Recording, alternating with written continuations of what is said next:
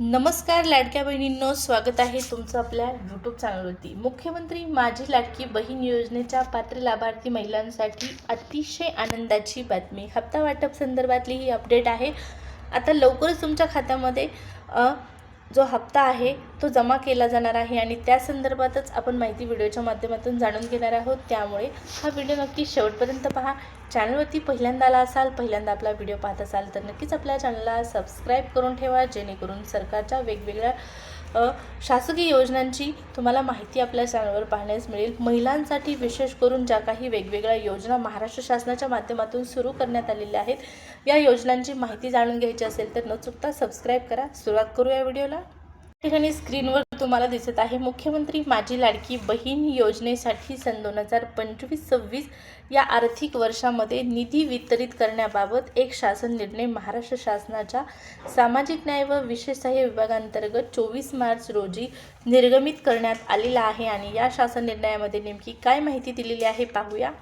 तर मुख्यमंत्री माझी लाडकी बहीण योजनेसाठी अनुसूचित जाती घटकाकरता सन 2025-26 या आर्थिक वर्षात मागणी क्रमांक 3 2235 सामाजिक सुरक्षा व कल्याण 02 समाज कल्याण 189 अनुसूचित जातीसाठी 789 अनुसूचित जातीसाठी विशेष घटना क्रमांक (02) अनुसूचित जाती घटक क्रमांक अंतर्गत योजना मुख्यमंत्री माझी लाडकी बहीण योजना सहाय्यक अनुदान वितरणास या ठिकाणी लेखा शीर्षकाखाली एकूण रक्कम मंजूर करण्यात आलेली आहे। किती रक्कम आहे?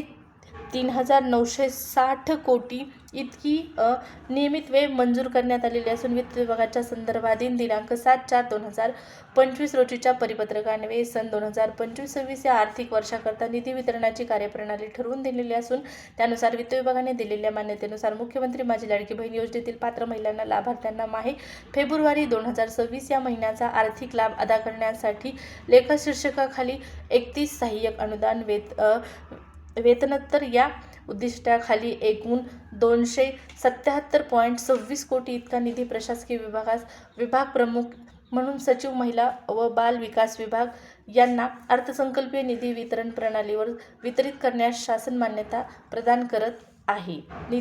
सदर निधी अर्थसंकल्पीय वितरण प्रणालीवर वितरित करण्यात आलेला आहे। सदर वितरित निधी खर्च करताना नियंत्रक अधिकारी यांना विहित पद्धतीने काटकसरीच्या उपाययोजना करून खर्च करावा। सध्याच्या शासकीय धोरणास अनुसरून मंजूर आराखड्यानुसार याच वर्षात निधी खर्च होईल याची दक्षता घ्यावी। त्यासाठी उपलब्ध करून दिलेल्या तरतुदीमधून झालेल्या खर्चाचा अहवाल लेखा शीर्षक निहाय तसेच साध्य झालेल्या भौतिक उद्दिष्टनिहाय माहिती निधी उपयोगिता प्रमाणपत्र संबंधित क्षेत्रीय घटकावर यांनी आयुक्त समाज कल्याण संबंधित प्रादेशिक व उपायुक्त समाज कल्याण सामाजिक न्याय विशेष सहाय्य विभाग तसेच महिला व बालविकास विभाग यांना प्रत्येक महिन्याच्या 10 तारखेपर्यंत पाठवण्याबाबत दक्षता घ्यावी। विभागाने अनुसूचित जातीच्या व नवबौद्ध प्रवर्गातील महिला लाभार्थ्यांची संख्या उपलब्ध करून देण्यात यावी। ज्या प्रयोजनासाठी निधीची मागणी केलेली आहे त्याच प्रयोजनासाठी खर्च करण्याची जबाबदारी विभागाची राहील।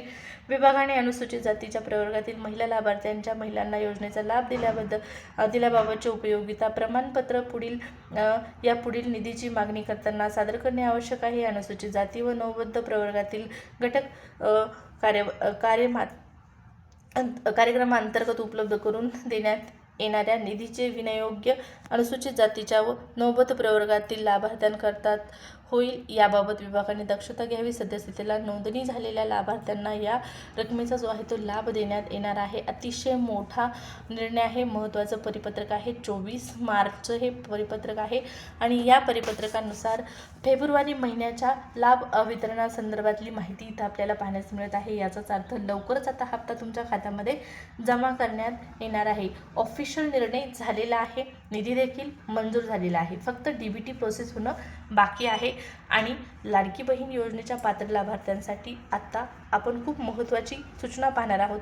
तुम्हाला माहीत आहे डिसेंबर महिन्यापासून बऱ्याच लाभार्थी माझ्या महिला भगिनींना हप्ता येणं बंद झालेलं आहे, परंतु सरकारने अशा महिलांना पुन्हा संधी दिलेली आहे, पुन्हा योजनेमध्ये समाविष्ट करण्याची त्यांनी तरतूद केलेली आहे. ज्यांचा हप्ता बंद झालेला आहे त्यांना पुन्हा एकदा हप्ता मिळू शकतो. त्यांना पुन्हा एकदा योजनेमध्ये इथून पुढे हप्ता मिळण्याची सुविधा सरकारने उपलब्ध करून दिलेली आहे. आणि ती कशा पद्धतीने, तर ज्यांची KYC चुकलेली आहे, अगोदर तुम्ही KYC केली होती परंतु ती KYC चुकलेली आहे, तर ती KYC दुरुस्त करण्याची संधी दिलेली आहे शासनाने.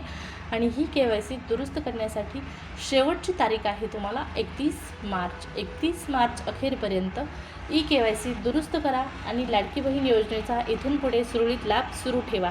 तर 31 मार्चला काहीच दिवस बाकी आहेत, त्यामुळे दिलेल्या राहिलेल्या कालावधीत KYC पूर्ण करून घ्या. सर्व लाडक्या बहिणींना योजनेसाठी ही महत्त्वाची सूचना आहे.